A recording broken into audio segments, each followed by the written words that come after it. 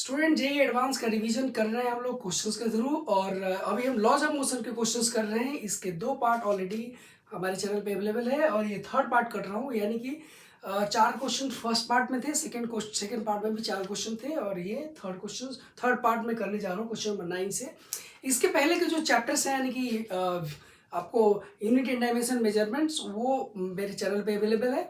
उसके साथ साथ फिर कैलोमेट्रिक्स का जो कैलोमेट्रिक्स है वो भी अवेलेबल है। उसके क्वेश्चंस काफ़ी अच्छे अच्छे क्वेश्चंस आपको मिलेंगे हमारे चैनल पे देख के आप, और उसका लाभ उठा सकते हैं, उसका फ़ायदा उठा सकते हैं। आते हैं इसके ऊपर क्वेश्चन नंबर 9 है कि यहाँ पे देखिए आइडेंटिकल ब्लॉक्स हैं, सबका मास एम है और हॉरिजॉन्टल फ्रिक्शनलेस सरफेस पे है, फ्रिक्शनलेस सरफेस पे रखा हुआ है इनको। तो इस ये जो है ना, ये फ्रिक्शनलेस है, यानी कि म्यू इक्वल टू 0 है यहाँ पे। with adjacent blocks if force F is applied on the system, if force इस पे अप्लाई किया गया, सबका मास सेम है। अब एक्सेलरेशन ऑफ ईच ब्लॉक, देखिए अगर ये चारों का मास सेम है और ये फ्रिक्शनलेस है और आपने फोर्स लगाया है, तो क्या होगा? अगर इस तरफ फोर्स लगा रहे हो तो सभी चारों के चारों साथ पे चलेंगे, यानी कि एक तरह से इसको सिंगल बॉडी मान सकते हो, यानी 4m का मास मान सकते हो। तो F इक्वल टू क्या करेगा, 4m इंटू ए आएगा, और यहाँ से A की वैल्यू जो आएगी, तो A की वैल्यू आएगी F by 4m। Okay, F की वैल्यू 4m आएगी। यहाँ से एक्सेलरेशन निकल आएगा, यानी कि सारे ब्लॉक्स के एक्सेलरेशन सेम होंगे। बात करते हैं net force on the block C is, इसके ऊपर जो नेट फोर्स लगेगा इसके ऊपर, तो देखिए इसका मैं अगर बात करूँ सी के ऊपर, तो हो सकता है कि इस तरफ से फोर्स लगेगा और इस तरफ से भी फोर्स लगेगा। इसको मैं बोलूँ क्या, F1। और यानी कि देखिए ये क्या करेगा, बी जो ब्लॉक है, बी ब्लॉक उसके ऊपर नॉर्मल रिएक्शन लगाएगा, और जो डी ब्लॉक है वो भी इसके ऊपर नॉर्मल रिएक्शन लगाएगा। ओके, तो अगर मैं बात करूँ तो अगर नॉर्मल रिएक्शन के टर्म में आप लेना चाहते हो तो नॉर्मल रिएक्शन के टर्म में ले सकते हो। एन बी इधर होगा और ये इधर एन डी होगा। तो इस पर जो नेट फोर्स आया है आपका, वो नेट फोर्स जो आया है इसके ऊपर कौन है, तो this is equal to N, ये एन बी है और इसके ऊपर एन डी है, ठीक है, एन डी। अब इसमें इस पे इसका वेट होगा कितना, एम जी, और इस पे जो नॉर्मल रिएक्शन होगा इसका एन, जो नीचे ग्राउंड से होगा, हालांकि इसका जरूरत नहीं है मेरे ख्याल से, ये N1 बोल देता हूँ, इसको N1 बोल देता हूँ, N1, और इसका वेट जो होगा वो mg होगा। ओके, तो दिस माइनस दिस, ये देखिए अब ये क्या है, तो ये फोर्स दिखा रहा हो और ये एक्सेलरेशन दिखा रहा हो। नेट फोर्स इधर की तरफ है तो नेट इधर की तरफ जाएगा, यानी कि N B minus N D, N B minus N D that is equal to क्या होगा, एम इंटू ए, ये आएगा। और ये जो चीज आएगी, मतलब यहाँ पे पूछा क्या है, net force on the block, यानी नेट फोर्स क्या है, ये नेट फोर्स है, नेट फोर्स ये है, और ये यहाँ से एम इंटू ए की वैल्यू पुट करिए, तो ए की वैल्यू यहाँ से उठा के लाओगे एफ बाई 4m, तो ये आपका आएगा एफ बाई 4, ये एफ बाई 4, राइट। यहाँ से net force on the block ए के ऊपर नेट फोर्स पूछ रहा है।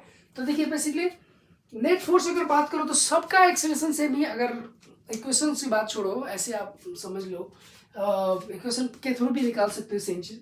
इस ब्लॉक का एक्सेलरेशन ए है, सारे के सारे सबका एक्सेलरेशन ए है, तो इसके ऊपर जो नेट फोर्स होगा वही नेट फोर्स इसके ऊपर होगा, वही नेट फोर्स इसके ऊपर होगा, वही नेट फोर्स इसके ऊपर होगा। नेट फोर्स की बात कर रहा हूँ क्योंकि सबको एक्सेलरेशन सेम ही मिलाना, सबका मास सेम है और सबका एक्सेलरेशन भी सेम है, तो सबके ऊपर नेट फोर्स जो लगेगा वो सेम होगा। बात करते हैं इक्वेशन के थ्रू, अगर बात करोगे तो देखिए अगर इसके ऊपर बात करो, किसका, इसके ए का, ब्लॉक ए के ऊपर, तो ब्लॉक ए के ऊपर जो है ये है क्या, एफ, और इस तरफ जो फोर्स होगा वो एन बी होगा। तो नेट फोर्स इस पे जो आएगा F minus N B that is equal to M into A, और ये नेट फोर्स है, ये क्या पूछा है, net force, this is the net force, और ये कितना होगा, M into again F by 4m आएगा, तो ये वैल्यू कितनी आएगी, एफ बाई 4 आएगी। ओके, तो एफ बाई 4, ये यहाँ से जो कि आपको अलग दे रखा है, force by the block C on the D, ये सेम उसी तरह से निकालेंगे, हर किसी के ऊपर फोर्स एफ बाई 4 ही लगेगा, ठीक है। तो यहाँ से आप निकाल सकते हैं इसको, ठीक है। अगले क्वेश्चन पे आते हैं। इस क्वेश्चन के ऊपर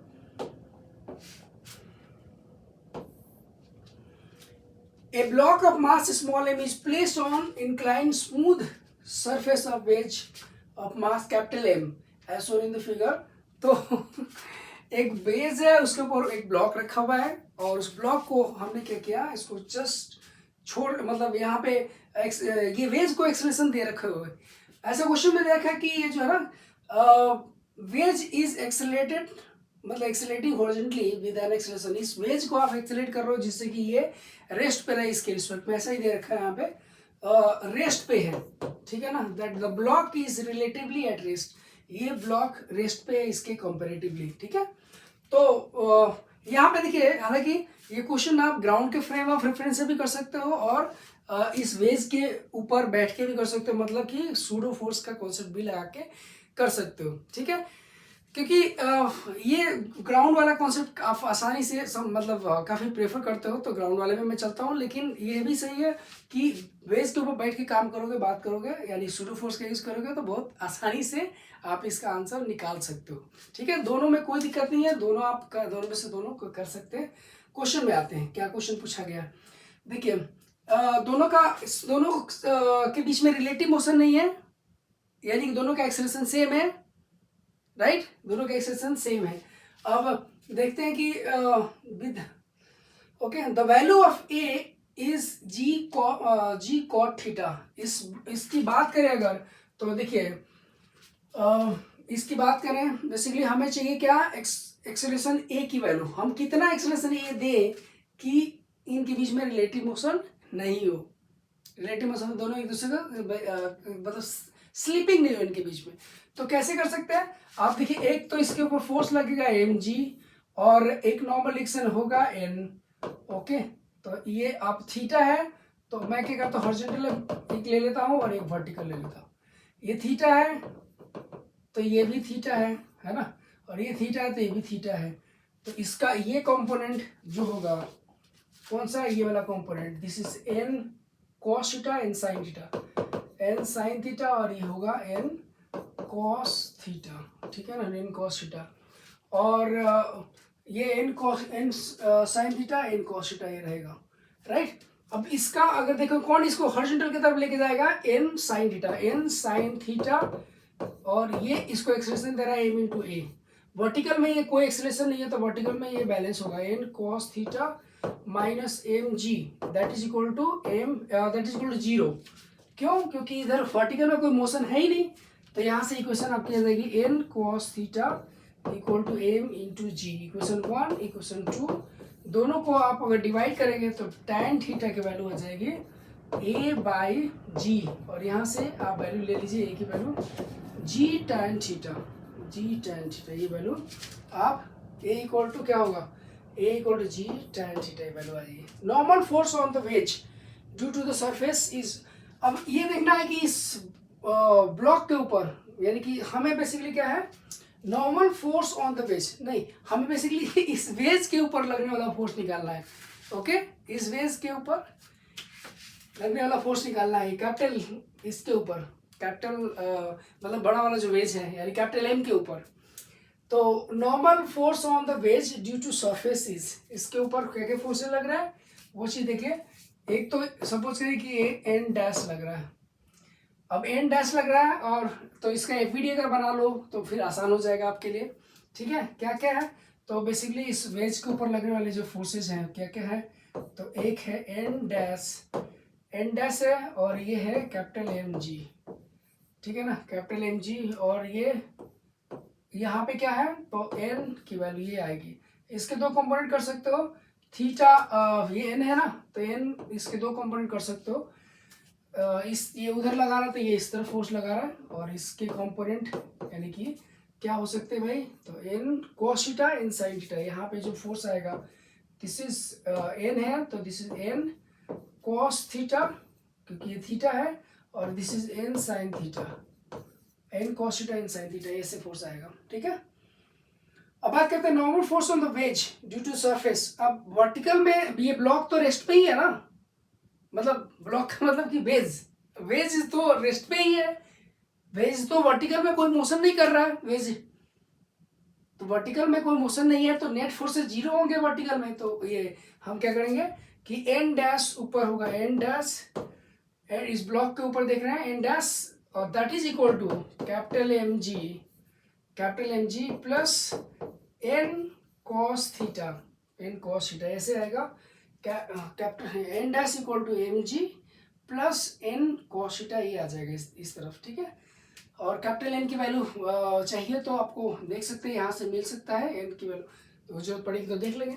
और उसके बाद एक और चीज़ है कि इस ब्लॉक को मूव कौन करा रहा है, इस ब्लॉक को बेसिकली यहाँ पे, तो एक और चीज़ है कि यहाँ पे कैपिटल एन की वैल्यू उठा के डाल सकते हो आप। कैपिटल एन की वैल्यू आप कहाँ से डाल के लेके आओगे, तो कैपिटल एन की वैल्यू आप डाल सकते हो।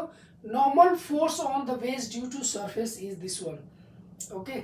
तो हम क्या करें, एन कॉस थीटा की वैल्यू सीधे सीधे ये एन कॉस थीटा की वैल्यू उठा के आप डाल लीजिए, इसकी वैल्यू उठा के डाल दीजिए यहाँ से, N cos this is equal to capital M G plus small M G, ठीक है ना, ये आएगा।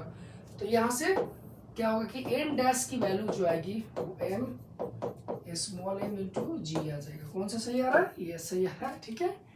तो ये वेज आप देख लीजिए, वेज का वर्टिकल में कोई मोशन नहीं है, तो वहां से हमने एक इक्वेशन बनाई है, ठीक है। यहाँ से normal force on the surface due to wedge is, तो ये गलत हो गया, ऑफकोर्स ये सही है, तो ये गलत है, ठीक है। नेक्स्ट मूव करते हैं क्वेश्चन। तो नेक्स्ट क्वेश्चन हम ये देख लेते हैं। इसमें ये जो क्वेश्चन है ना, इस क्वेश्चन में आप सूडो फोर्स लगाओगे तो काफ़ी आसान पड़ जाएगा, ग्राउंड के रिस्पेक्ट में करोगे तो काफ़ी डिफिकल्ट होने वाला है।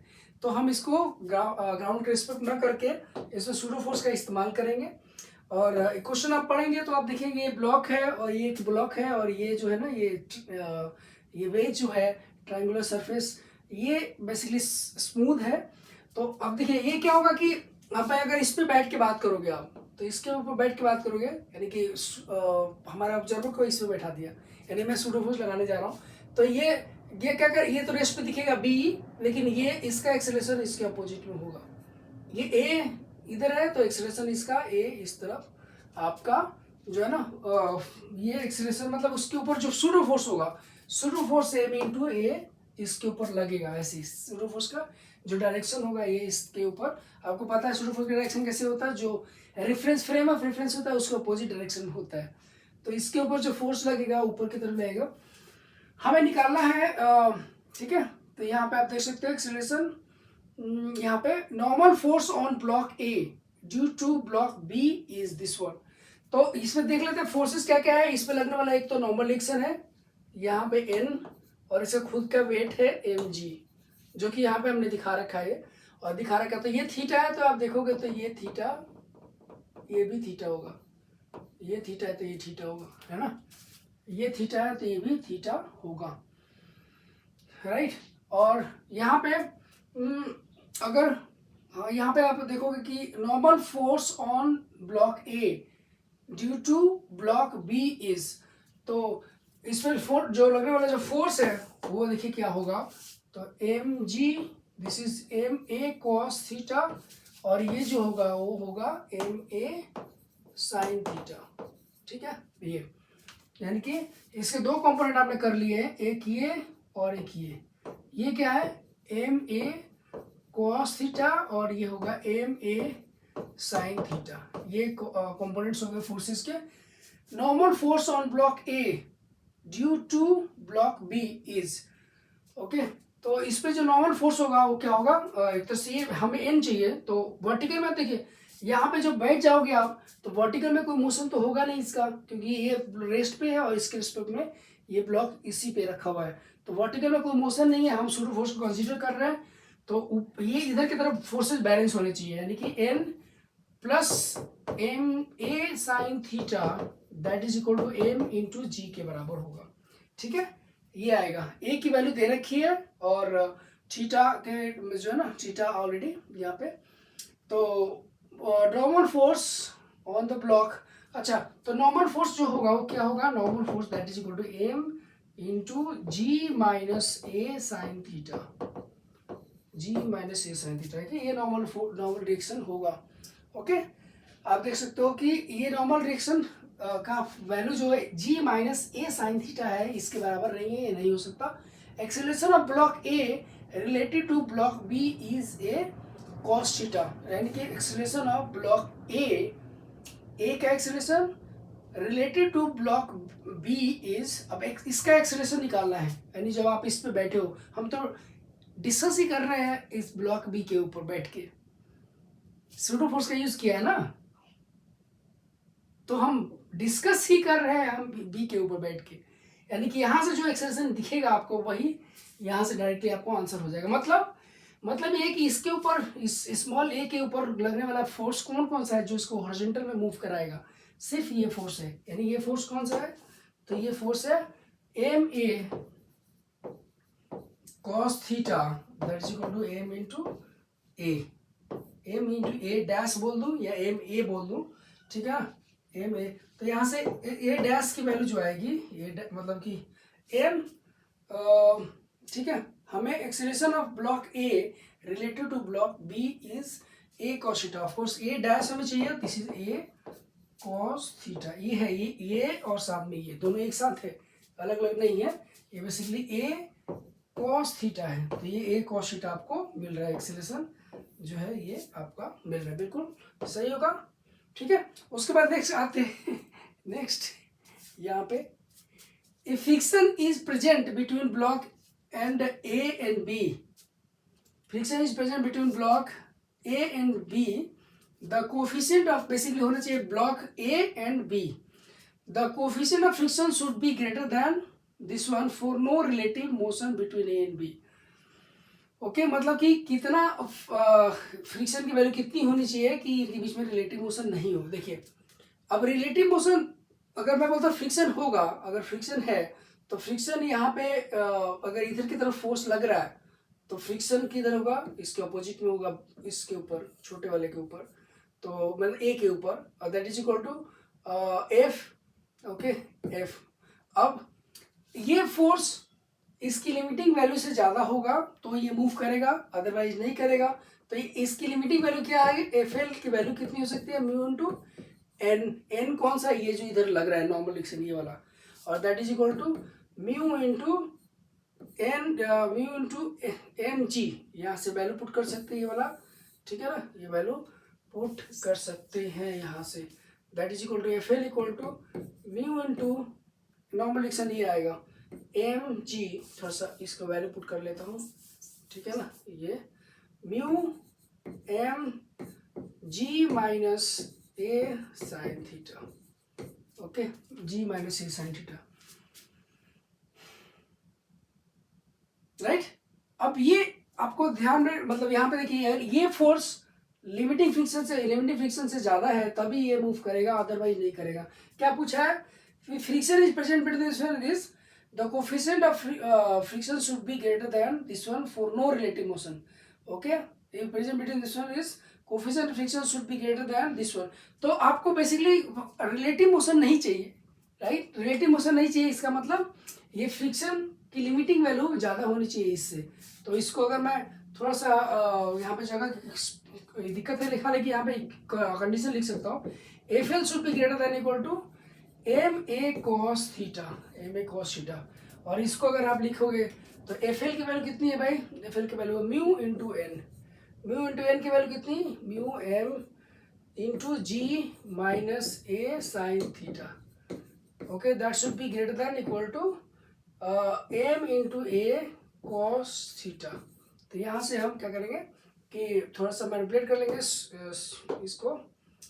इसको और इसको यहाँ से आप कर लीजिए, और यहाँ से M mu should be greater than, यहाँ से वैल्यू पुट कर लीजिए, क्या है, तो A cos theta divide by G minus A sine theta. Of course ये सही है ऑप्शन, सही है ऑप्शन ये, ठीक है, तो ये ऑप्शन सही है। आप इसको देखिए, यहाँ पे काफ़ी अच्छा क्वेश्चन है, बढ़िया क्वेश्चन है, आप ध्यान दीजिए। सूडो फोर्स से करिए, सूडो फोर्स से बहुत आसान हो जाता है, बहुत कॉम्प्लेक्स, जहाँ पे कॉम्प्लेक्सिटी ज़्यादा आ रही हो वहाँ सूडो फोर्स का इस्तेमाल करिए, मतलब फ्रेम चेंज कर लीजिए, यहाँ पे फ्रेम चेंज करेंगे, ये आपको काफ़ी आसानी से आ जाएगा, कोई आसान तरीके से आप कर पाओगे आप, ठीक है। यहाँ पे तो होपफुली ये समझ में आ गया होगा। तो ठीक है, नेक्स्ट मूव करें। नेक्स्ट यहाँ पे मूव कर सकते हैं हम लोग, आगे मूव करते हैं।